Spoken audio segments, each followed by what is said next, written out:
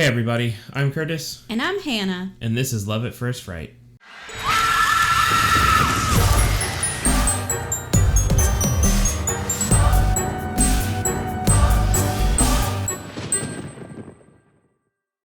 This is the story of a podcast. Nope. We watch a movie and then we talk about it. What? That's what I got. Okay. And we watch a movie that is about a horror thing because that's what we do. So, this is a really bad song. Wow. Tell that to... Who wrote that song? Is that Third Eye Blind? I feel like that's... I don't think that's right.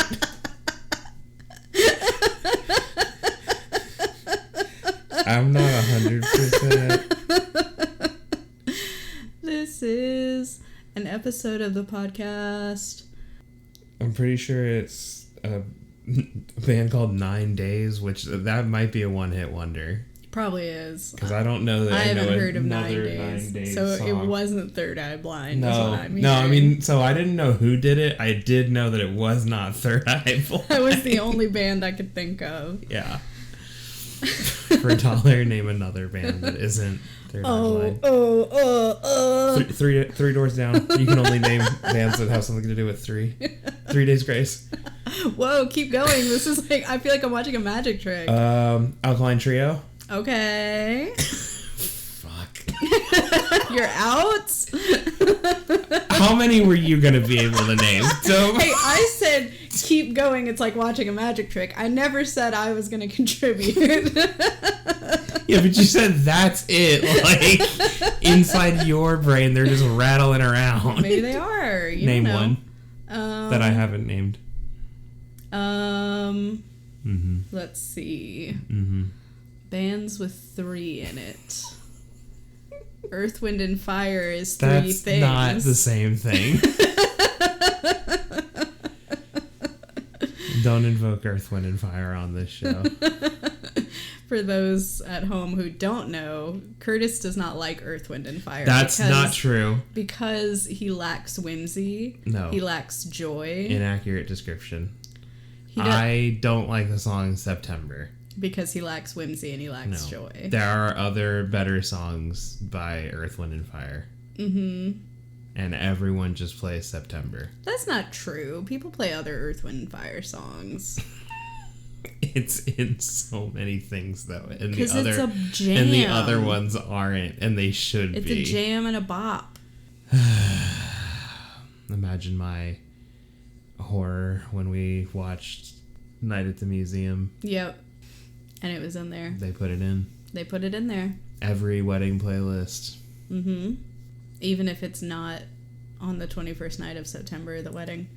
Well, it's better when it's not on the 21st night of September, because if you're on the 21st night, then the song makes no sense. It could be the 21st night of September the year before. Yeah. Do you remember? Last year? Last year. Yeah, but it would be better. Saying that would make more sense than do you remember the 21st night of September on the 21st night of September. Even if you're talking about a year ago. You would just say, do you remember a year ago? No. Okay. Yeah. Yeah, you know what? Yeah, sure. Thank you. Do you remember the podcast we do together? I'm doing it right now. I don't need to remember. Episodes together. Can you just rhyme together with together? The wheels are falling off this really fast.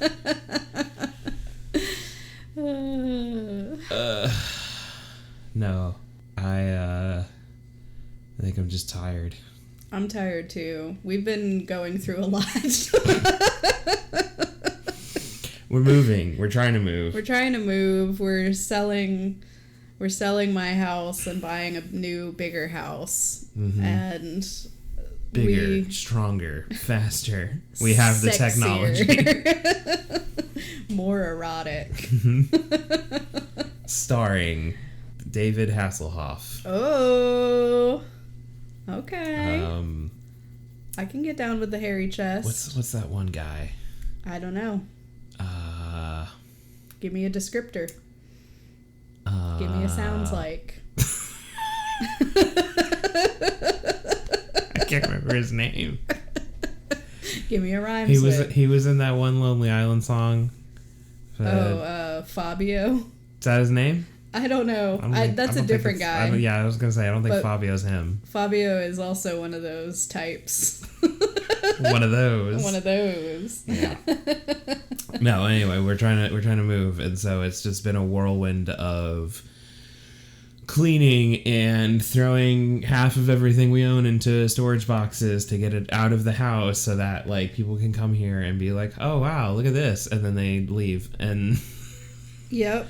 So it's an exciting time, but it's very exhausting and kind of nerve-wracking. And it is extremely nerve-wracking, and buying a house is extremely nerve-wracking because you just don't know what you're gonna get, and then you do the home inspection. Yep. House buying is scary. House buying is like a box of chocolates. Sometimes you get one of those cherry cordials and they fucking suck. They suck. I hate those. Unless you're my grandma, and then you love them. Yeah, that's true. Unless you're a cherry cordial person. Yeah. I'm not. Hate those things. I'm not either. I like cherries, but I think those taste like cough syrup to me. Yeah. I'd much rather have like a fresh cherry. I don't like the ones where they put like it's like a shell, a very relatively thin shell of chocolate, and then the inside is like a fairly gooey kind of cream. Don't like those either. You don't like those? No. Yeah. That's just not. I like those. I like the ones that have the like vanilla-y center. If it's like a more firm, like set up, almost like a nougat almost, then I think that's fine. But like, should we get a box of chocolates? Should we? No, because what's gonna happen is we'll do what we did the other night, where we were like, let's watch an episode of what were we watching, like Next Level Chef or something in bed. And I was like, oh, real quick, let me go grab this bag of gummy bears. And we destroyed an entire bag of gummy bears. And you were like, my stomach hurts. To be fair, my tummy always hurts. I mean, yeah, but I don't think we can be trusted with that kind of power. Yeah, but a box of chocolates, I'm only going to eat like 3 because most of them are bad. So we get a box of chocolates. Neither of us eats the 3 bad ones, and then we have 3 pieces of chocolate that are just going to sit there that nobody's ever going to touch. And then we throw it away. Or we could just buy like a chocolate bar that we both would like. It's not as fun. This is what I mean about the whimsy and the joy. I don't want to waste the food. Okay. Mr. Save the Planet over here. Nah. Now he's concerned. Nah, just chocolate. Anyway. Yeah, I actually think on this line of thinking, I think that our $1 million idea is we make a box of assorted chocolates, but we make it good. Because I've never met a single box of chocolates that was all the way good. Yeah. Well, I think it's because, like, every one of them has to have, to, like, make it worth it for the people selling it, they have to put in some shitty ones they know, like, are really cheap for them to make. Why are you making the stinkers? Yeah. Why are you even making the stinkers? No, make the box of chocolates that only has good pieces in it, and then everyone will buy that, and you can charge more for it. Correct. I would pay more for a box of chocolates if I knew that I was actually going to eat all the chocolates. What if we did a box of chocolates that you had to keep in the freezer section because there was a little scoop of like ice cream in there. Oh. And like a frozen Reese's cup. Or like, I don't know. You could put anything in it because it's frozen. So yeah. You know what would be sick is if you had one of those little bites of cheesecake and you covered that in chocolate. Yeah. Okay. And you put that in the refrigerated or the freezer section. Yeah, that's what I'm saying. So you do like a box of chocolates, but it's like it's all really indulgent, like really good stuff. This and is like what I'm talking good about. Good quality chocolate too. I think we found a box of chocolates. One section is just a full slice of cheesecake in there. You know. Good. There's an ice cream sandwich in there. Good. These are all good ideas. One of the cups in there is you'd have to heat it a little bit, or at least let it thaw. Yeah. But it's got a little packet, and in that packet, chocolate dipping sauce, and then you pour that into the cup, so you can set out the box on your date night. Right. And then you just have a whole spread of sweet treats. I love it. We're kind of venturing away from my box of chocolates prompt, and we're getting into just assorted desserts. Yeah. But, so if a box of chocolates were good. But I'm saying we make the box of chocolates good. Yes, and this is how you do that. Okay, I think we're at an impasse. You reduce the amount of bits of chocolate, because again, you're only going to eat like 3 pieces of that anyway. If you make them good, though, you'll eat all of them. No, 3 pieces of chocolate, big ice cream sandwich. It's just insane. The box is like 2 feet 2 feet across, yeah. It weighs 20 pounds. It's layers. It's like a bento box. Right. You have to unpack I'm imagining one of those long, skinny boxes that you get like Roman candles in from the fireworker stall. And you have to ignite one end. And then you aim it at your partner. Your lover. Yeah, at your lover. And then it goes thunk. And then it hits their uvula. A screaming on fire glob of molten sugar launches straight down their gullet if your aim's good. Right. Otherwise, that shit's going wide and hitting the tree line. Oh, you're assuming we're outside. I thought we were in bed. Kids, no using the box of chocolate Roman candles inside the house. Oh, that's one way to melt chocolate. Then your Reese's cup flies over the fence, and you got to sneak into the old crotchety man's backyard. And he's got a big junkyard dog. Yeah, but you have to get that big frozen Reese's cup back, because if the junkyard dog eats it, he's gonna get the shits. Yeah, that dog might die. Yeah. And then you're going to jail. You're going to jail for the rest of your life. They give you the chair for that. I gotta be honest. I didn't really know where this intro was going, but I think we found it. We nailed it. I'm good. This is great. Somehow we talked about dog murder. Which is very scary. And this is a horror podcast. Yes, terrifying. Terrifying. There's nothing scarier than dog murder. Only you can prevent dog murder. It's still Smokey the Bear. He's just expanding his messaging.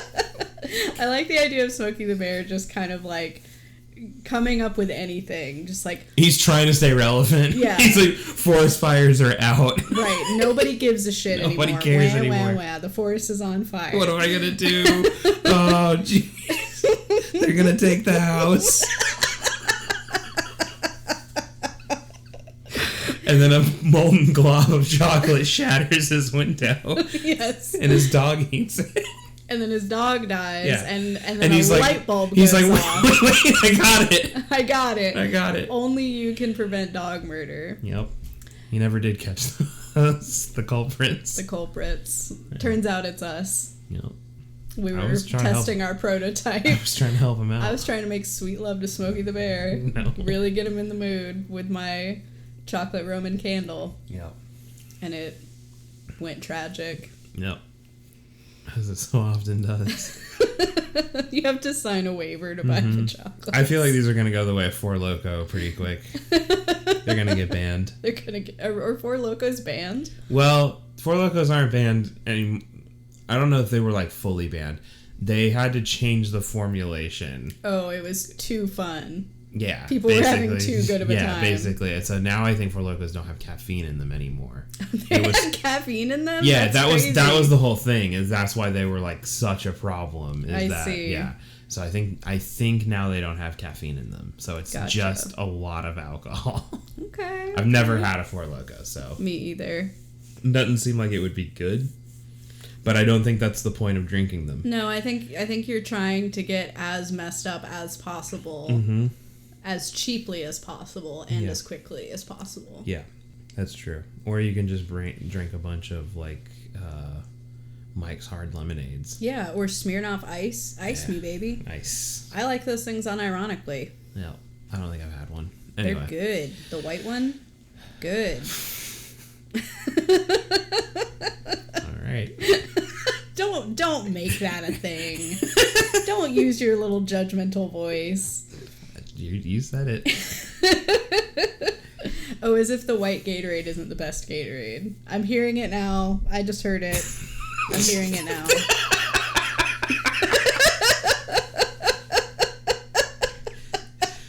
50% of the podcast is problematic. And I think all of our listeners are surprised about which half that was. I'm personally shocked. Yeah. You get this guy 2 drinks in his hand, the things that come out. Everyone just lost money on bets they had placed online on this show. Who was going to get canceled first? Mm-hmm. Everyone was like, surely. It's surely the white man. Yeah. It's basically a given. Anyway, let's talk about the movie. Let's talk about the I freaking can't movie. do this anymore. We didn't even come up with a fun segue this time. Yep, we did not, and I think. I've got one. Okay, hold on. Yep. Let's go back to the dog murder really quick. Circle back. Yeah. Anyway, we killed Smokey the Bear's dog. Yeah, and that could have been prevented if the dog had simply danced like a ballerina out of the way. This is such a forced. Oh, you didn't think it was going to be forced when I said, "Oh, I've got one. Let's go back." I thought you were hit with like inspiration, like a thing that was really going to tie it all together. And instead you said, "Let's pick any of the characters we've mentioned in this bullshit and just say if they danced like a ballerina." You know what? You need to fix your attitude. Yeah. We got a negative Nancy on here. Yeah. Today.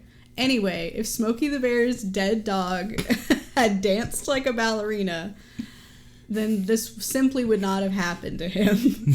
And that reminds me.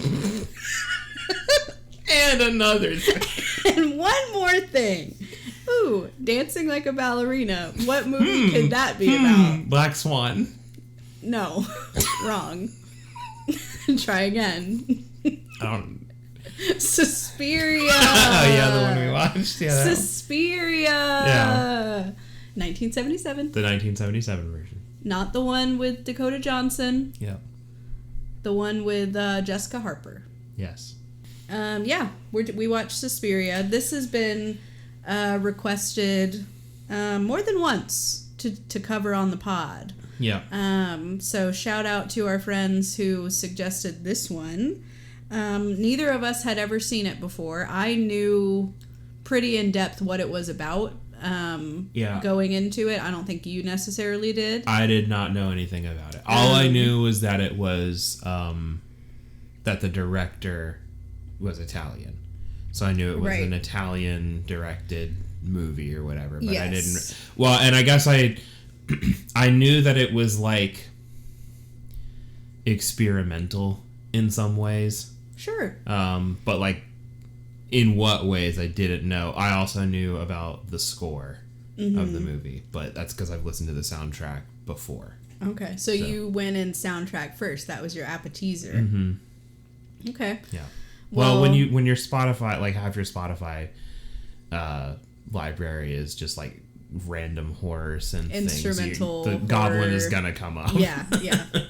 All right, so let's talk about it. Suspiria is a 1977 Italian supernatural horror film directed by the famous, sometimes called the master of horror, Dario Argento. He co-wrote the screenplay with Daria Nicolodi, and it was partially based on, I didn't know this, but this is a little fun fact I got off the Wikipedia. It was inspired by Thomas de Quincey's 1945 essay entitled Suspiria de Profundis, which apparently is about 3 witches. So this movie is part of kind of not a trilogy in the sense of them being direct sequels to each other, but a conceptual trilogy that Argento did that are referred to as the 3 mothers. Each one centers around a witch in like a different locale. What are the other 2? on the earth. So the other ones are Inferno and The Mother of Tears. Interesting. And they're all witches? They're all witches. So Dario Argento, if you're not familiar with him, he's definitely a core name in the horror genre. He's specifically associated with giallo, which is like a sub-genre within horror that kind of combines like whodunit mysteries with some like slasher and kind of sexploitation, eroticism kind of stuff. It's a very Italian genre. Examples exist outside of Italian cinema, but they're all inspired by this, and giallo is a Italian word. So this is a great example of giallo horror, and that is what Argento like really is the master of. Other people might be familiar with another one of his big works, Deep Red, which is also an example of giallo horror, and one we should probably do on the pod because it's a pretty like fundamental movie in terms of the horror genre. But yeah, that's a little bit of background. And then, as Curtis mentioned, this movie has an interesting score. It was written by this Italian like progressive rock band, kind of experimental rock band called Goblin, and it was also like they made the theme in collaboration with Argento. So that's pretty cool, and it rips. Yeah, my two favorite parts about this movie are the score, and one of the things that's and the score is also kind of experimental, but really just like all of the Foley work, the sounds and everything, it's really experimental in it. But a lot of the lighting and stuff and sets and everything are also kind of experimental. And those are my two favorite things about the entire movie, is like how the movie looks and like how they achieve that look, and then basically all of the sounds in the movie. The cinematography is one of the things that the director is really known for. And with this movie, he was really playing a lot with like primary colors, like often like flooding scenes in red light or yellow light or blue light. And just having some really interesting and like intricate set designs. Apparently he was inspired for like the color work and all of that. He was inspired by Snow White, and he like pulled a lot of the color scheme and stuff from that. And I think he intentionally wanted something like that that's kind of innocent and childlike, juxtaposed with, you know, the more adult content, to kind of give it that like otherworldly, unnatural, nightmarish vibe. And it was very successful in that way. For me, anyway. What is this movie about? What happens in this movie? So, Suspiria is about an American ballet student named Susie Banyan who transfers to a prestigious German dance academy. And through a series of gruesome murders, she uncovers that the academy is a front for a coven of witches. I think the actual like plot of the movie for me is kind of like, it's not really that deep. Like I think there's like not necessarily like a whole lot there, but it's how they get from like point A to the end point, I guess. That is actually what's really interesting about it. Going into it not knowing that it's about witches, it was actually kind of a fun reveal towards the end of it, or maybe like the, I don't know, 2/3 of the way through, when it becomes like really apparent that it's like a supernatural, like something weird is happening, and maybe a little bit earlier on than that. It's hard to tell exactly when it clicked for me, but certainly the beginning of the movie, it feels more like a there's just going to be like a slasher murderer type character going around, and we're trying to like figure out who that is, and then it like it starts to shift, and then there's a kill that happens where it's definitely not that guy doing it. So you're like, okay, so it's not just that, and then we're pretty like we're not quite in the end game where like we're discovering everything yet, but we're like right about to be there. Yeah, this movie is a lot of, because it's kind of a mystery thriller, more than anything else. It's very much about our main character Susie discovering the truth. So it's a lot of like you can kind of think of this movie as like an extended research montage of like she's finding all these little breadcrumbs, and she's having these in like what seem originally like isolated strange incidents, but when you build all of it up, there's something unsettling about it where it can't just be a coincidence or something like that. And pretty early on, even though we don't know that it's supernatural until later, but pretty early on we start to see that like she has her whole experience where she like seemingly gets a headache when she's walking down a certain hallway, and she's like hearing this sound in her ear, and she becomes faint, and you know, like none of that is a slasher doing that, you know.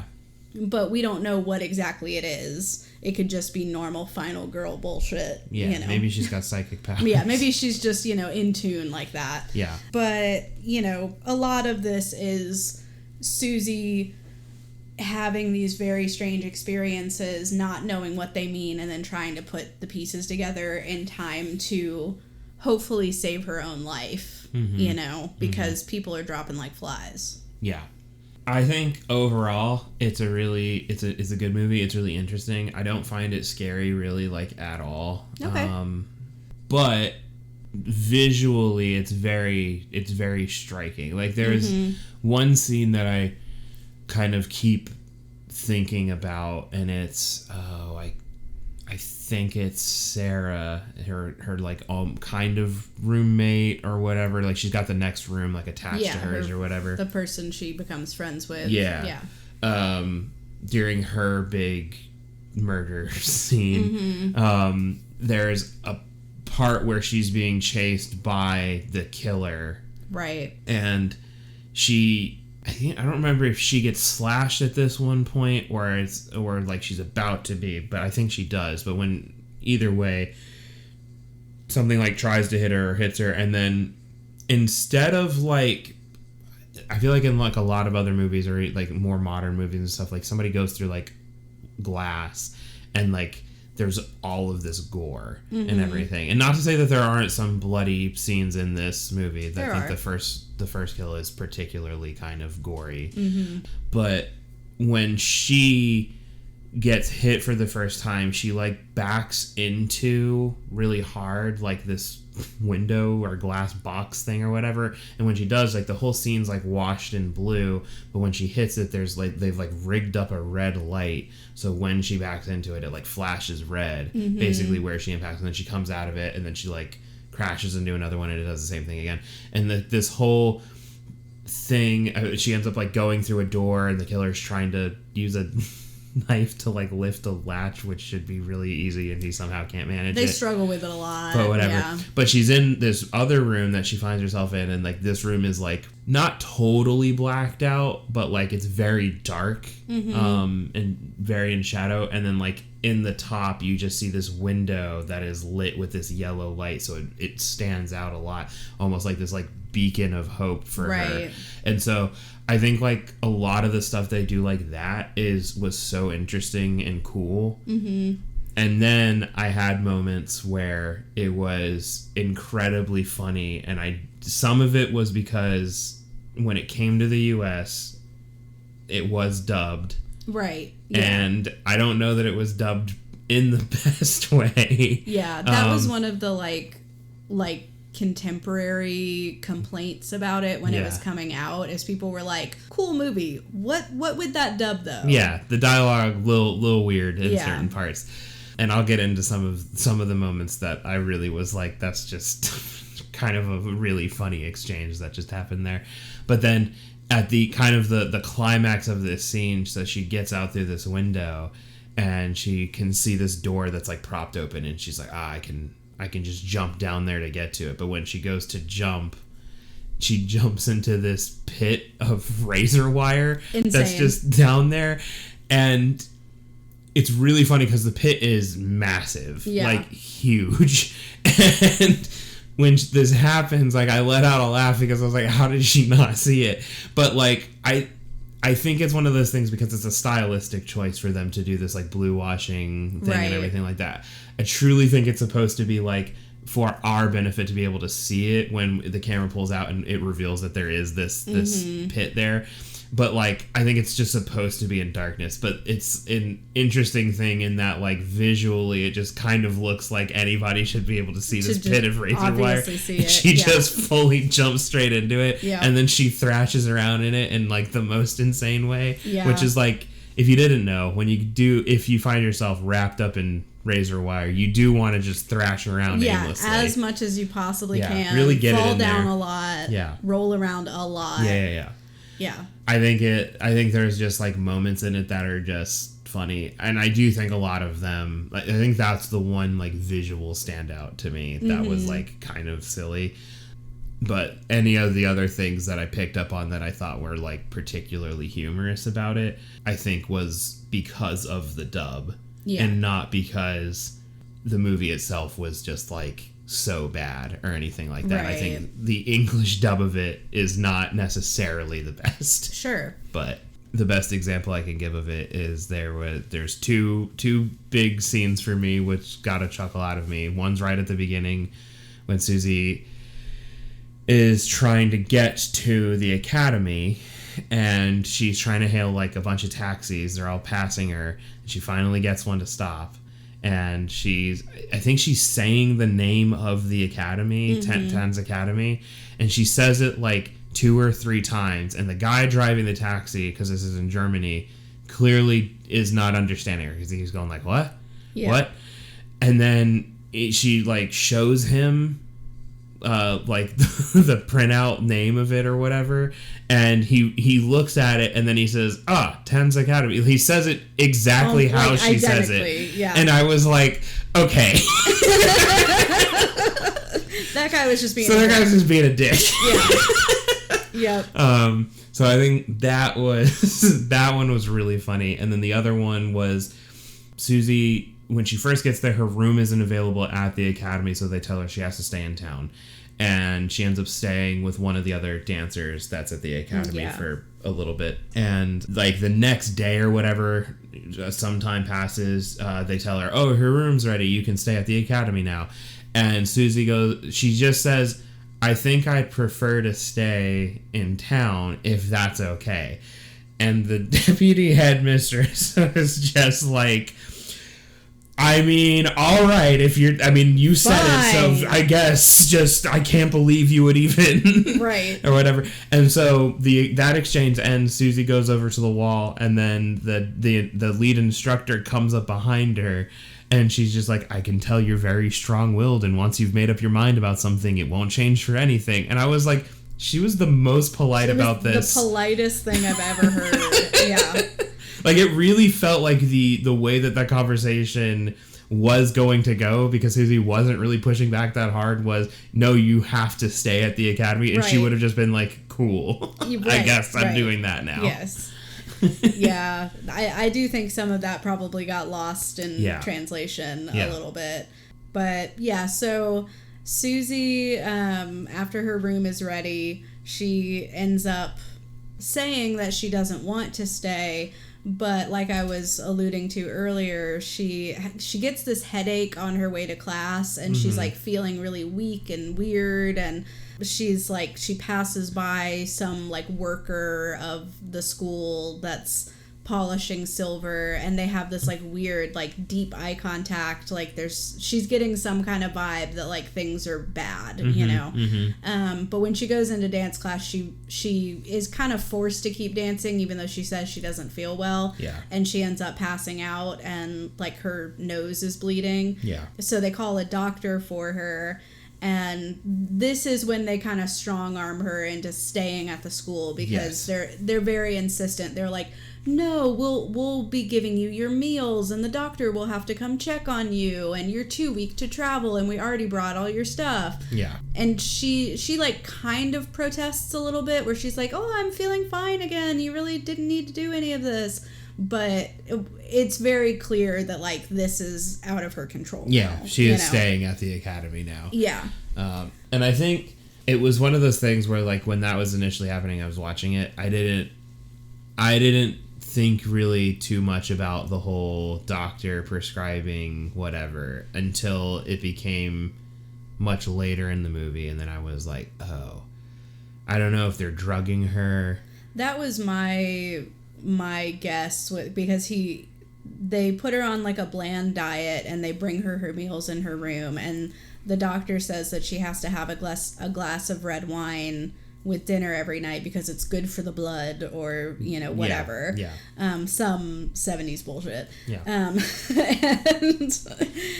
it seems like because she keeps having these weird, like she's all like groggy and messed up at night, so it seems like they're drugging her with something, right, to maybe like keep her in her room. I don't know. I'm not sure exactly what the goal is, but to subdue her in some way. This is, I think, one of my biggest like actual gripes about like the plot of the movie is by the end of the movie, when just as Susie is discovering that this is actually a coven of witches and everything, she basically intrudes upon them as they're like, the American girl has to die. And I'm like, why just now? What has she done really that like she needs to die now? And I guess it's because she's like kind of investigating the one murder. But like, couldn't they just have, you know, at any other point in time just kind of gotten rid of her? I mean, I guess there has to be some degree of self-preservation there, or else they wouldn't have like lasted this long. So I guess it doesn't make sense for them to get a new student and then like immediately kill her, especially when the police are already investigating another student death. That's true. You know, maybe they're like, oh, let's see if we can kind of keep her under control, keep her on a short leash, and then we won't have to do this. Right. You know? I guess that makes sense. Overall, like I said, I think it's a very interesting movie.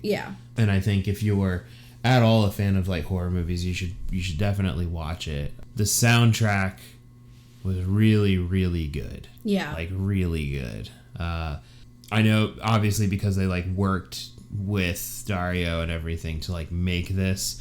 Like that, I think that's why it fits so well. But there are like so many scenes where like the only thing you can hear is like this music that is like swelling and like getting louder and louder and roaring, and it almost sounds like I don't know, like tribal or something like that. It does. And in a way, but like it's also like underpinned by all of this like synthesizers and stuff, and there's these weird vocals like chanting stuff that's like sometimes kind of hard to make out, but like I think many times it's just saying witch in there and everything, and so you're just like, it's almost disorienting like listening to it, but it just heightens any of the scenes that they're in. A lot of the architecture in the building is also like weird, which I think is like really fun. It's very fantastical. Like one of the early scenes when Susie first arrives at the dance academy, another student is leaving the academy. And they have kind of this weird exchange where they don't necessarily interact, but Susie observes her and like notes that she was being kind of odd. You know, she's leaving in the middle of the night. It's storming out. She's shouting what seems like nonsense back into the building at someone, and that character ends up going to a friend's house who lives in town, and she is like super paranoid and, you know, all this stuff. But the apartment building that it's in is such a like visual delight. Like, it's got this crazy pattern tile floor and this huge, like, massively high ceilings with this big decorative stained glass, like, abstract piece. Like, it's just so cool looking. Even down to like the doors are very like, it looks like a castle almost. The whole thing is like so weirdly designed, but like intentionally so that it does feel very like a fantasy story, or like it feels like a fairy tale building, like that kind of sort of like Dutch inspired, very ornate. There's another scene. I mean, so it's primarily at the academy. We have the scene there at the apartment building or whatever, and then I think there's a scene where like Susie visits like a university or something like that or whatever. And those are like the 3 real locations we really go to, but there is one other location, and this one also, I mean, all of it feels very like storybook. In fact, the university is like the kind of standout. It's very modern. It's very modern everything else looking. But there's a guy who was playing, he's the piano player at the academy, and he gets fired because his dog attacks this kid that's I don't know if he's like the nephew or something like that. It's the deputy headmistress's nephew. And he like lives at the academy or something. And he dresses like a little freak. He looks like a little German prince. Like with the little shorts, but it's a tux at the same time. But it's also gray because they're not allowed to have emotions or feelings. Got a crazy or whatever. haircut. Weird berries and cream. But all berries and cream meets bowl cut. Anyway, huge collar.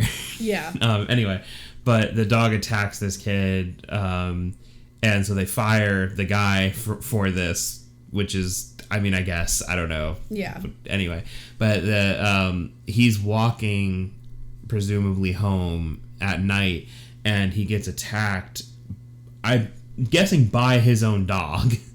You're guessing? Were you not watching the movie? No, I was, but like they cut in a way, and then it goes between like a puppet or whatever. It's not the exact right terminology for it, and then a real dog. And so I figure it's his own dog, and that the dog, but the dog doesn't like run away from him and do it. It just like kind of leaps out of a way in a way that doesn't really make sense of how it attacks him. So I was like, oh, is that a different dog or whatever? But then it's you see the dog like lapping up his blood or eating him, and so you're like, this part I thought was really interesting because they had the shot of the like puppet fake dog head whatever like latched onto the guy's throat. But then when they would cut to the live dog, it was clear that like just out of screen they had put like a rump roast. And the dog was just like peeling back strips of meat to sort of imply that he's eating and ripping apart the throat, but it doesn't really look like what it would look like, you know? So that part was interesting to me. But that whole scene, he's like in this big courtyard area, but it's just this big like concrete like courtyard. Like there's no greenery, and then there's like 2 big stately looking kind of buildings, and then it's just darkness everywhere else. And it just feels very, like, dreamlike almost.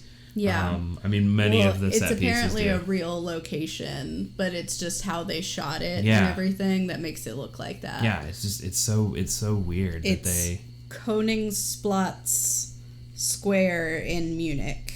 Interesting. Looks very different in the daylight. I'm sure it does. But like the way that they filmed, I mean, a lot of these different things. There's a scene towards the end when Susie's investigating this, and she goes into like the headmistress's like bedroom or whatever as she's investigating. And I don't know how they did this with the set, but like the way the camera is set up and how Susie like crosses the room, it simultaneously looks like a fully built out room, but then how she crosses it, and when the camera turns, you can almost see like the room shift in the background as though it's almost like it's like 2D. Yeah. But like on multiple planes though, so that like the perspective, like the camera isn't the thing that moves, like the background is moving instead, and she's just kind of like walking on like one strip in the middle, and it's like really weird. Yeah, and they do a lot of trippy stuff. Yeah, like that. and especially like it's crazy because like every part of the buildings, it's like I don't know that I could like effectively draw out a map of this location because all of the rooms are like weird. Yeah, you know, like. And I think that that's funny because how she figures out what's going on and where they're going on is by tracking their footsteps. And I'm like, girl, good you're there. Good luck. I have no idea. Better you than me. Yeah, babe. like they would have done got me.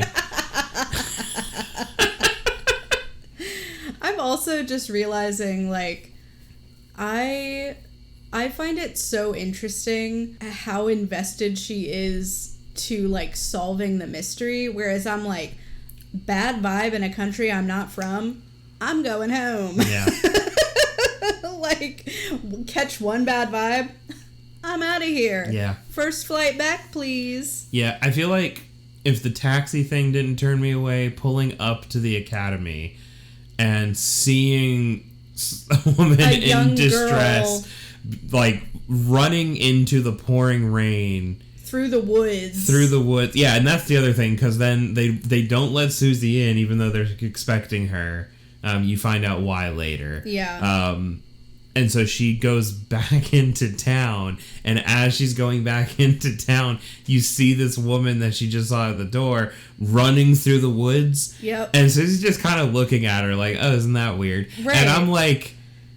Red flags abound. Go to the airport right now. Be like, actually, never mind. Back to the airport or the police station. Yeah. Because I need to report something. Yeah. I don't know what, but something. I'll just go to business school instead. I don't need to pursue this ballet scholarship or whatever. Yeah. But and it doesn't even seem like a scholarship because they talk about money, like they talk about her fee and everything. Yeah. So, you know. She's going there because I guess it's the best of the best. Yeah, I think that there's like a brief exchange about like her mother or something is... Her aunt. Yeah, that's it. Her aunt is like really well known or something like that. And so, you know, she's kind of following in those footsteps or whatever. Which is also interesting. Do you think the aunt knows? That they're witches? Yeah. I don't think so.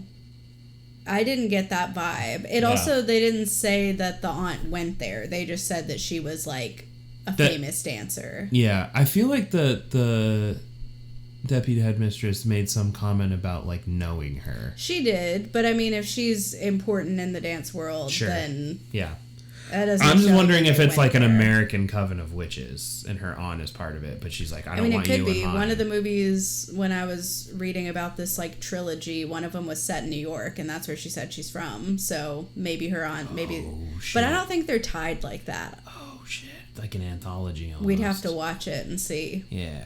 Yeah. Could be. We might be blowing the lid right off this whole situation. It's witches all the way down. Yep. All the way to the top. Yeah. Anyway, it's a pretty good movie. You wanna like rate it? Yeah, we can rate it. I rated it higher than Curtis did.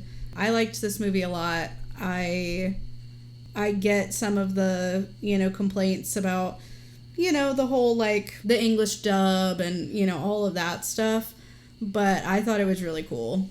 Yeah. I think it was cool visually, and like the vision of it, I think it was great.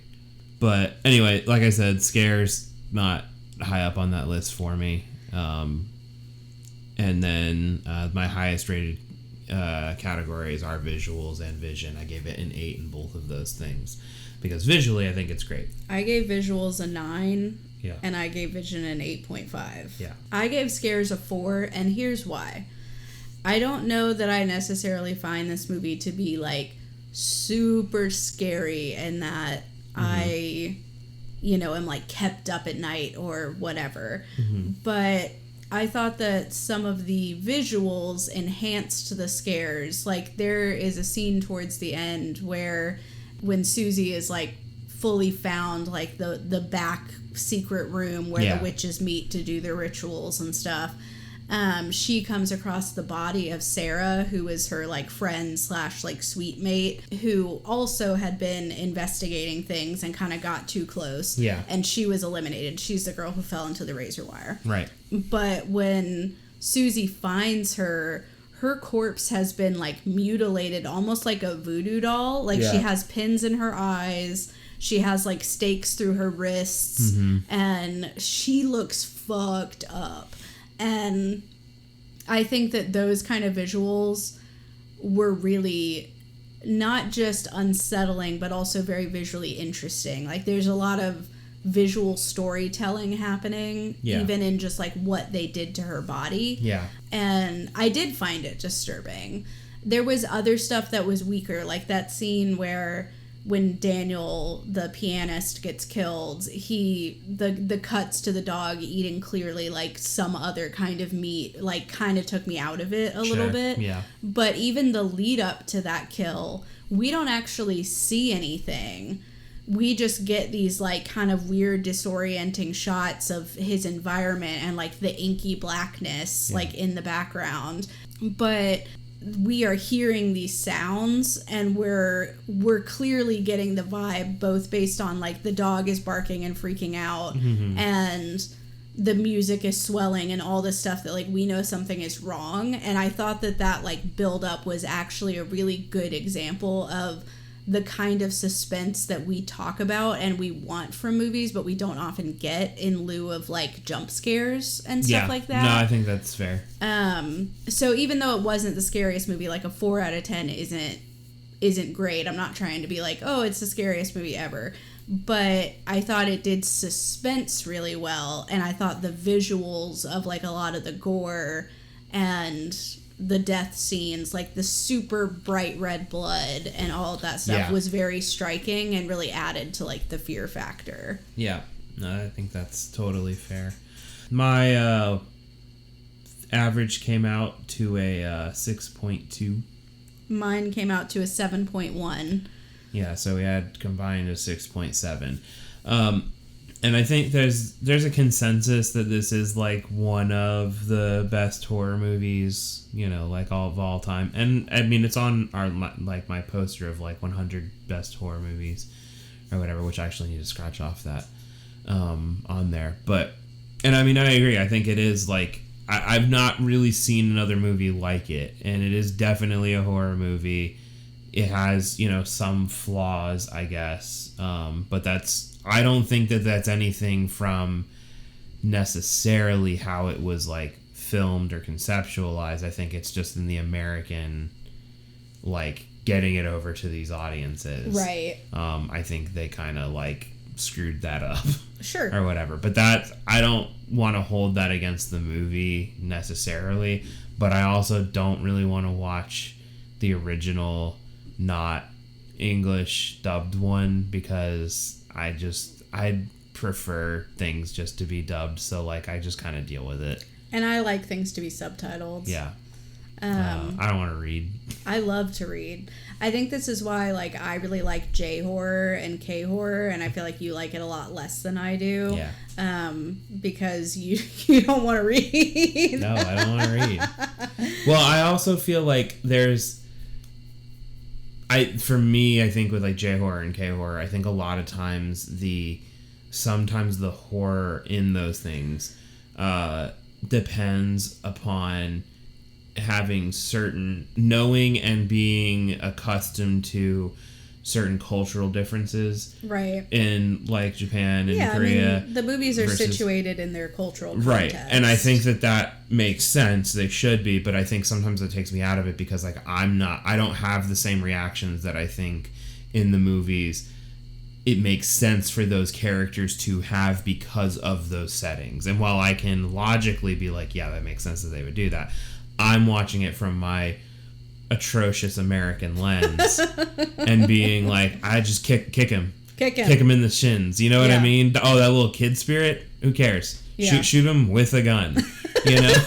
This is a stand your ground. Yeah, baby. exactly. Like, and I think it, like, when you watch some of those other things, and then you watch, like, Americanized, you know, horror versions of, like, found footage stuff versus, like, J-horror, K-horror, found footage stuff. Like, the motivations, the reactions, and, like, how people go through the situations often are very different, at least initially. I think there's sometimes, like, a common end goal where it's like, oh, no, okay, there's just some weird demon thing in here, and I'm using the night vision on my camera to be able to see, and everyone's freaked out across everything. Right. But it's how we get there ultimately that I think is, like, the disconnect for me a lot of the times where I'm just like, I don't know, I just feel like I wouldn't be in that situation as well.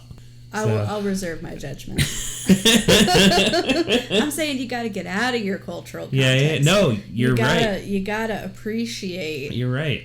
You put on your explorer hat. Yep. And view it through your explorer glasses. You know. Okay. Yeah. Yeah. This is the sociology major in me coming out. Yeah. But anyway, all that to say, I think it would be better subtitled to wind it all the way back around. Yeah, and I think that's fair.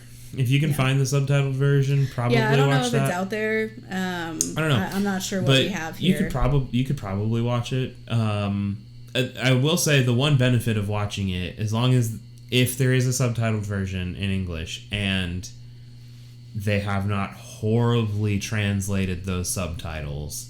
Yep. Because that's going to be another part of it. Then the benefit that you will have is that, like, the dialogue exchanges probably won't be as clunky, and it will probably come off as a lot better because of that.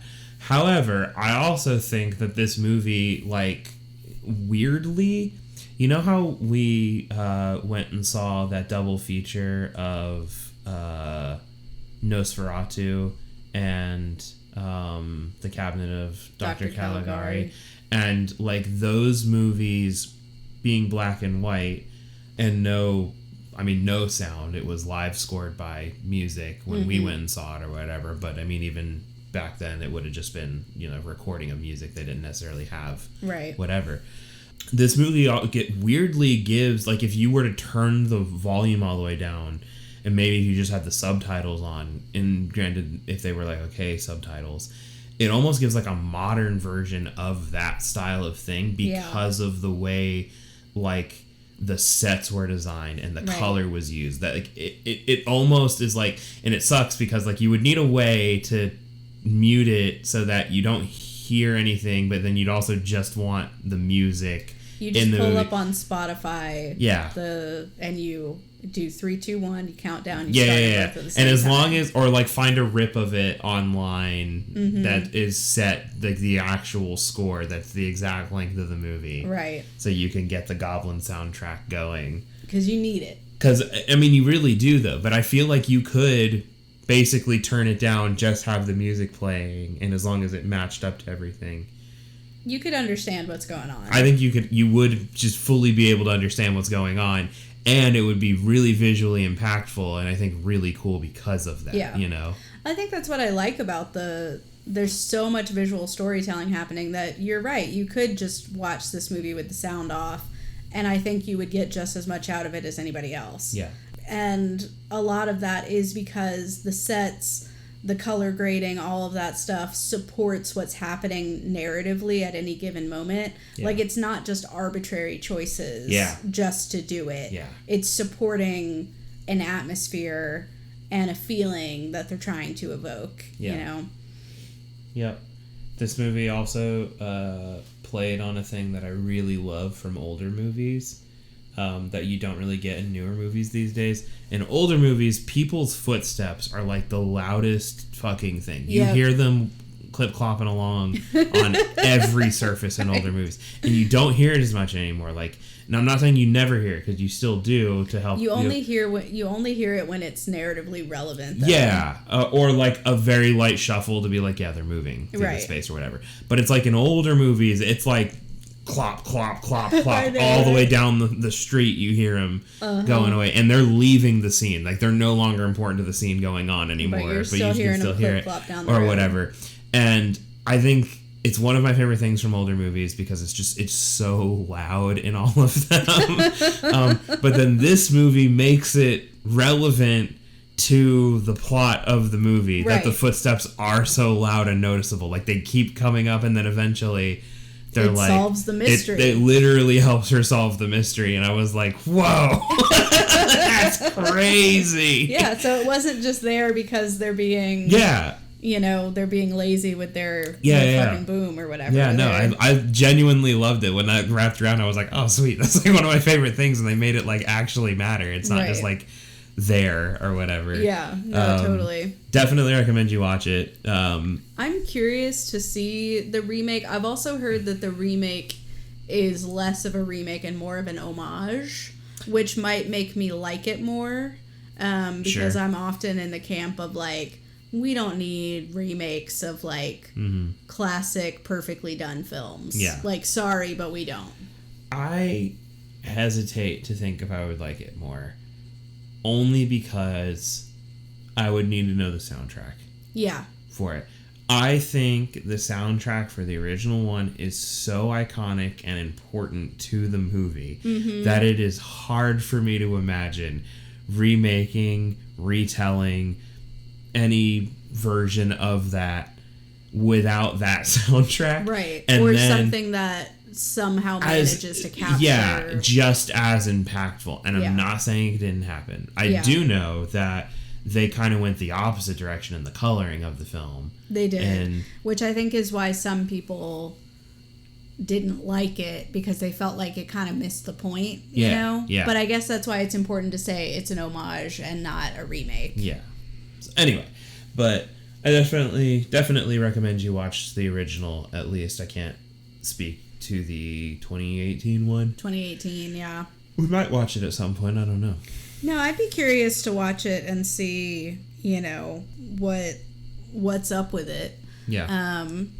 I also know that it's longer than the original.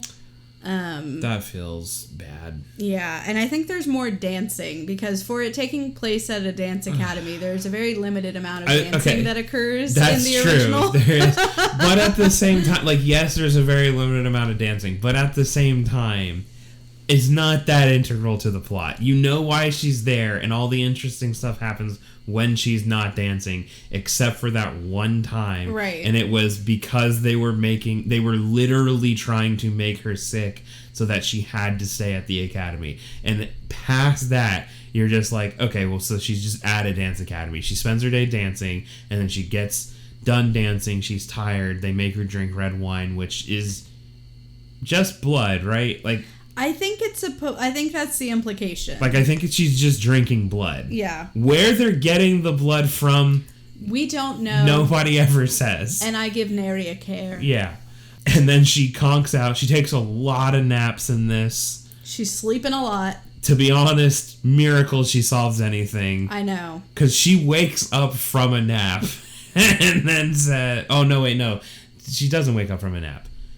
Not that time. She wakes up from a nap after Sarah gets killed, and then she's like, what's going on? And I think that's what really kicks her into, like, high gear about it. Mm-hmm. But then it's like that night when they bring her meal, she's like, I'm not doing this anymore. I'm not going to drink this weird blood substance. Yeah. Oh, also, one other humorous thing that I thought this kind of reminded me, because this butts up right into that, is the fighting the bat. Oh my god, that went on so long. So long, and then she throws a towel on it and uses like a fucking vase or some shit to stomp the thing in the towel. And the scene was so long. And I'm saying about this, and I genuinely generally like the movie. I can't imagine how they went longer on an homage to this thing. Right. And all they did was add more dancing. Nobody needed it. Nobody wanted it. We didn't watch it because nobody walked out of that and said, God, I needed more ballet. The perfect movie if only there was more dancing. There might have been people who said that. There probably were, and they're wrong, but... Oh, I'm also learning that Tilda Swinton... Yes. I did see Tilda Swinton is in it. Apparently in multiple roles. 3 roles. Yeah, that's crazy. 3? Yeah, 3. Okay, why? There's nobody else available? I guess that was part of the vision. I don't know. I have a suspicion. Mm-hmm. Not good. I feel like this one's not good. I didn't look up like the rating of it or anything like that. And I don't know. I don't always subscribe to the idea that like the 2.5 hours. 2.5 hours. That's how long is the original? Let's find out. 1 hour and 38 minutes. There is no shot they have an hour's worth of more content they needed to put into this thing. There is no way.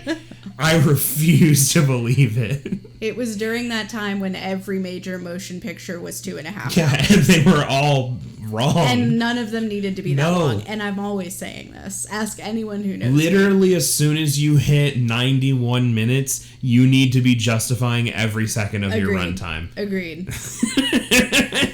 I got to go to the bathroom. Mm-hmm. I have work. I am trying to record. I'm trying to get in bed at a reasonable hour. I'm trying to record episodes of this podcast. And if your movie's 2.5 hours long, and then I gotta sit here for like 2 hours to record, I'm 4.5 hours in the hole and I haven't even edited yet. Right. You know what I'm saying? Like, that's so much time. And I get not everyone's doing a podcast about your dumb movie. Sure, they can't base it around whether or not like it's going to be good for podcasting. No. Somebody think of the podcasters. I want someone, please. Please, no. No, the movie's too long. The podcasters are going to be so mad. As a member of an oppressed group, podcasters. Podcasters derogatory. There's a little bit of shame in my voice every single time it gets brought up. Normally by somebody else. Yeah. That we do a podcast. And I'm like, yeah. And then I have to explain, and I'm like, yeah, me and my wife do a horror movie podcast. We do a podcast. Nope, nobody listens. It's okay if you don't want to listen to it. You're like the other 8 billion people on the planet roughly that don't. It's fine. There's like 20 of you out there that actually listen to this episode or these episodes, and I love you and also question your sanity for doing so, but you're here, so yeah, thank you for being here. Anyway. Oh my god. Do you have any other thoughts about Dario Argento's Suspiria? Not about the movie, but every time I hear his name I do think maybe he has something to do with that cheese company. Sargento? Yeah. How easy would it be to come over here, add an S to your name. Yeah. Make a new life. You know how those Italian Americans that come over, they add an S to their name. Okay, you're joking, but a lot of people did have names and they came over and fucking people, whatever they were, cops. Yeah, we're standing there. Cops, derogatory. Yeah, we're standing there looking at whatever name was written down and being like, I don't know, your name's Smith now. Like, because they couldn't read, like a lot of names are like that. So Sargento could absolutely have been him coming over here. Been a little whoopsie. Yeah. There was like Sargento cheese comes from. There was like an ink smudge right at the beginning of it. Like the pen when he was writing it. Right. Had like an extra little droplet, a thick little juicy droplet, and then he went to go wipe it and it just made a smudge, and the person was like, ooh, what's that, Sargento? Yeah, all right. Okay, so here's the background in case anyone was interested in where Sargento cheese got its name. Mm-hmm. It's from Plymouth, Wisconsin, first off. Okay, my theory holds up. It was co-founded by Leonard Gentine and Joseph Sartori. The company name is a combination of Sartori and Gentine with the O added to make the name sound Italian, as they specialed in Italian-style cheeses. That sounds like a made-up story for Dario Argento to have a cover. I'm on to you. We're on to you. Anyway. That's all I got. That's all we got. Yep. So, if you want to connect with us, we are on the internet. You can find us on Instagram at First Fright Pod, on X at First Fright Pod. You can also send us an email. It's firstfrightpod@gmail.com. Mm-hmm. And we have a Facebook page called Love at First Fright, where we keep you posted on our goings-ons. If you have any movie suggestions, like this one, Suspiria, sorry it took us a while, but we got to it. Yeah. Send us your suggestions. We'd love to hear what you guys are interested in having us discuss. Yeah. I'm always interested in hearing what people like to watch, their favorite horror movie or just one they like in particular, and just talking about them. You know, I think it's fun. It's a good time. Yeah. But anyway, I think that's all I got on this one. Yeah, me too. Well, anyway, as always, thanks for listening or whatever. That's not what it is. That's not what it is. I'm so tired. As always, scare well, and see you next time. Goodbye.